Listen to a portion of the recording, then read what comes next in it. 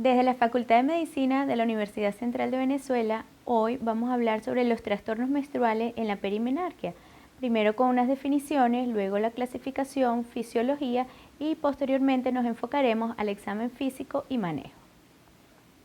Pero primero debemos mencionar unas estadísticas, y es que probablemente este es el principal motivo de consulta en las adolescentes, dado que tiene una alta frecuencia, el 40% es un motivo de consulta durante el primer año, para descender a un 21% en el segundo y similares en los años subsiguientes entre 2 a 5 años, para posteriormente a los 6 años constituir un 14.81%. Y el ciclo menstrual en la adolescencia tiene unas características propias, porque es un estado fisiológico propio del desarrollo que está conformando un motivo de consulta frecuente. La probabilidad de presentar ciclos anovulatorios varía entre 43 y 60% en las adolescentes entre 12 y 17 años. Por eso es que debemos establecer primero qué es la normalidad para poder alertar tanto a la paciente como a la madre cuánto vamos a estar ante una anormalidad, y lo vamos a considerar como normal intervalos entre 21 y 35 días con una duración de 2 a 7 días y una cantidad entre 30 y 80 ml. Entonces estaremos ante una polimenorrea cuando tengamos un intervalo menor a 21 días, una oligomenorrea entre 35 y 90 días.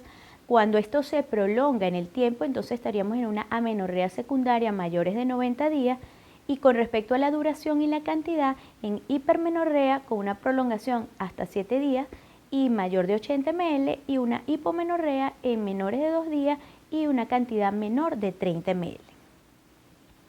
Y debemos establecer unas definiciones para todos poder tener el mismo lenguaje, donde tenemos que el sangrado uterino anormal agudo es aquella hemorragia abundante que es suficiente cantidad para requerir una intervención médica, con el objetivo de prevenir una mayor pérdida sanguínea.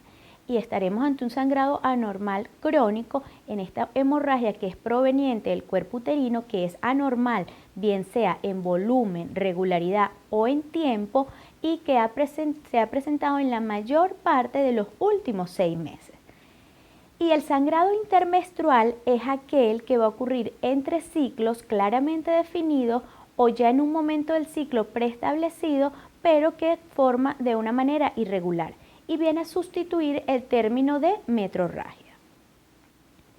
Es por esto que la Federación Internacional de Ginecología y Obstetricia estableció una clasificación con el fin de que todos habláramos el mismo idioma, y las dividió en dos grupos, estructurales y no estructurales, con la memotecnia de PAL al referirse a la palma de la mano y COIN con referirse a la moneda, donde las causas estructurales van a ser pólipo, adenomiosis, leiomioma, malignidad, pero que esto no va a ser la principal causa en esta etapa de la vida, durante la adolescencia y mucho menos en la perimenarquia. Entonces nos vamos a enfocar en las causas no estructurales, que estarían dadas por coagulopatía, disfunción ovulatoria, causas endometriales y iatrogénicas y aún no evaluadas. Las coagulopatías representan una causa de sangrado anormal en las adolescentes, sobre todo en aquellas adolescentes donde el motivo de consulta sea un sangrado excesivo y que los valores de hemoglobina desciendan de forma rápida hasta 10 miligramos de hemoglobina, constituyendo un 48% según la serie que estudiemos como causa de sangrado. Y es que aquí se incluyen todo el espectro de los desórdenes sistémicos de la hemostasis que pueden ser asociados a sangrado uterino anormal, constituyendo el de mayor frecuencia la enfermedad de Böll-Wilhelm-Brandt, representando hasta un 36%, seguida de las anomalías plaquetarias y de las púrpuras trombocitopénicas idiopáticas como deficiencia de los factores de coagulación en un menor porcentaje. Es por esto que está establecido el estudio de la coagulación en las adolescentes que consulten por sangrado uterino anormal, avalado por la ACO ya previamente establecido. Seguido tenemos la disfunción ovulatoria, donde va a variar el espectro de manifestación, que puede ir desde amenorrea, sangrados muy leves o infrecuentes, o episodios de hemorragia abundante. Y en este grupo estarían incluidas también las endocrinopatías y las ausencias de fase lútea. Y vemos, si nos enfocamos en el grupo etario, donde la pubertad y las menores de 18 años va a constituir el mayor frecuencia este sangrado uterino por disfunción ovulatoria. Entonces, en este es uno de los que nos debemos enfocar y es el que vendría a sustituir el tema del término de hemorragia disfuncional. ¿Y por qué ocurre? Bueno, porque el principal factor etiológico es la inmadurez de este eje hipotálamo-hipófisis ovárico con un déficit en los mecanismos de retroalimentación positiva, condicionando a una falta del pico de LH, un endometrio que se mantiene proliferativo, condicionando a una maduración folicular asincrónica. También se puede observar una disminución de la secreción de progesterona y de la duración de la fase lútea, menores niveles de estradiol durante la fase folicular y mayores niveles de FSH. Y nos lleva a plantearnos la interrogante, ¿hasta dónde llega la fisiología y dónde comienza la patología? Y esto lo va a determinar el grado de afectación del adolescente, porque de esta manera pudiésemos estar evaluándola ante un estado fisiológico que no produzca ningún tipo de condicionamiento o riesgo para su salud a posterior. Porque en la menarquia, cuando la menarquia se produce después de los 12 años de edad, el 50% de los ciclos serán ovulatorios un año después, pero si la menarquia es un poco más tardía, es después de los 13 años, puede pasar hasta 4.5 años para que los ciclos logren ser ovulatorios. Ya en las causas endocrinas, que nos las tenemos que plantear también como una posible opción, porque constituyen el 21.5%, vamos a tener el hipotiroidismo y el hipertiroidismo, así como la hiperprolactinemia. Entonces tenemos que en el hipertiroidismo hay un aumento de la globulina transportadora de hormonas sexuales, con un aumento del estradiol, la testosterona y la androstenediona, y en el hipotiroidismo se da lo contrario, con una disminución de una depuración de androstenediona y estrona con un incremento de la aromatización. Todo esto nos va a conllevar a una descamación irregular del endometrio secundaria al exceso de estrógeno, así como una disminución en los factores de la coagulación 7, 9, 10 y 11. También la hiperprolactinemia constituye una causa de sangrado irregular por falla ovulatoria a nivel de este grupo etario, donde la GnRH va a producir fases lúteas inadecuadas, condicionando a una disminución de la globulina transportadora de hormonas sexuales con un aumento de los andrógenos.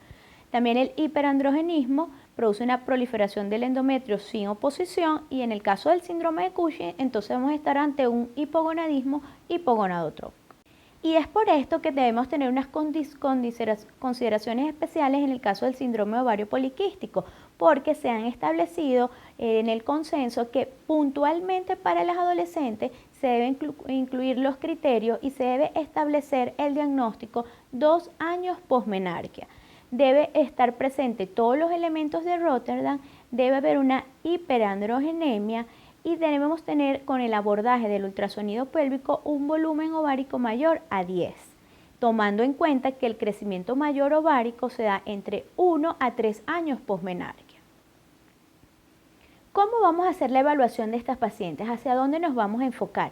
Entonces debemos realizar una buena historia menstrual en la adolescente. Debemos interrogar la edad de la menarquia, cómo han sido sus ciclos menstruales 3 meses anteriores, cuál es la duración, la cantidad, el color, si hay presencia o no de coágulos, si hay dolor o calambres asociados en los antecedentes personales y familiares, dado que la historia menstrual de la madre pues tiene mucho que ver con la historia menstrual del adolescente, si ya ha habido un inicio de actividad sexual, si está haciendo uso de anticonceptivos orales o si hay riesgo de enfermedades de transmisión sexual. Al examen físico debemos evaluar el peso, la talla, el índice de masa corporal y también interrogar sobre pérdidas de peso frecuente, si está sometida a un estrés o a un ejercicio físico extremo, cómo debe ser la presión arterial, hacer los cambios posturales para ante la sospecha de una anemia severa y si hay signos de alguna otra patología como hirsutismo, y esto también nos puede orientar los estadios de TAN. Ahí nos planteamos la siguiente interrogante: ¿todas las pacientes necesitan examen pélvico?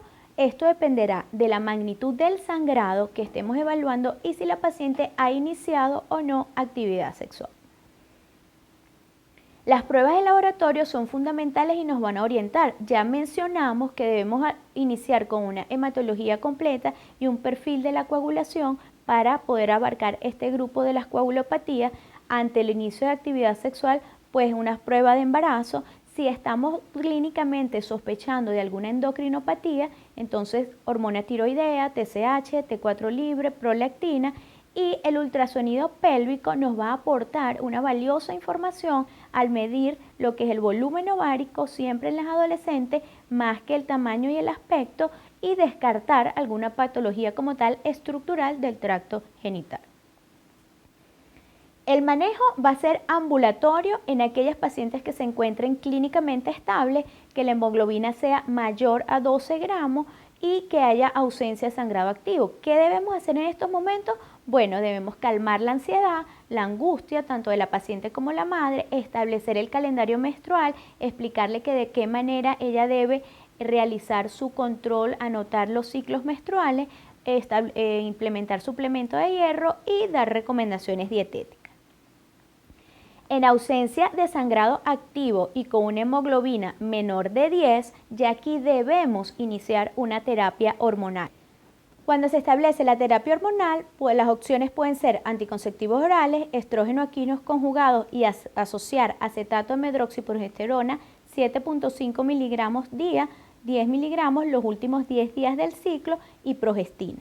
En las opciones de progestina tenemos progesterona natural micronizada 200 miligramos día por vía oral, dihidrogesterona 10 a 20 miligramos día por vía oral, medrogestona, acetato de medroxiprogesterona, norestisterona en forma cíclica desde el día 12 al 25 del ciclo, o depo-medroxiprogesterona 150 miligramos intramuscular cada 13 semanas. Y lo podemos complementar con anticonceptivos orales combinados de baja dosis, antieméticos dependiendo de la respuesta y ferroterapia. Ante las pacientes con sangrado activo y una hemoglobina menor de 10, debe instaurarse de entrada la terapia hormonal y debe iniciarse anticonceptivos orales combinados 3 a 4 tabletas día, luego una tableta diaria hasta complementar 21 días. También estrógenos equinos conjugados y asociar acetato de medroxiprogesterona, y en estos casos la respuesta de la progestina ha mostrado menor eficacia.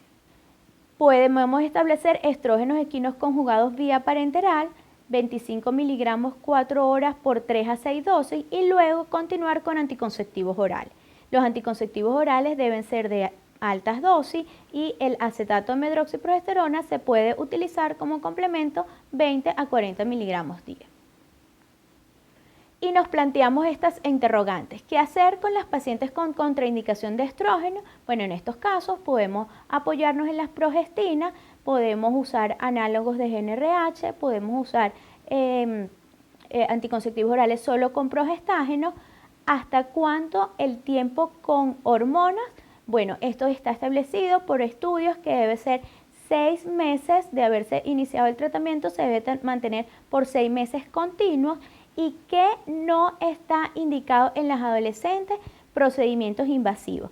Salvo que no haya respuesta con la terapia hormonal y ante la sospecha de una patología orgánica, pues los podemos hacer, pero el resto no son la primera indicación en adolescentes. Es importante entonces establecer cómo va a ser el manejo de esta paciente, y esto dependerá si la paciente se encuentra estable o inestable. Entonces, ante una paciente estable con un valor de hemoglobina entre 7 y 11 miligramos por decilitro, debemos instaurar dieta, suplemento con hierro, observación y educarla sobre el calendario menstrual, calmar la angustia. Pero si hay ya un sangrado activo, entonces se debe iniciar el tratamiento hormonal. Si la paciente se encuentra con signos de inestabilidad hemodinámica por una anemia severa, entonces debemos hospitalizar, restituir volemia, estrógenos por vía endovenosa y transfusión de ser necesario. Es importante entonces recordar que cuando el único objetivo es la regulación del ciclo y no existe un compromiso sistémico ni necesidades contraceptivas, es deseable en las adolescencias vigilancia sin tratamiento. Si la paciente no requiere anticoncepción ni tiene signos de hiperandrogenismo, pudiésemos emplear las progestinas como primera opción.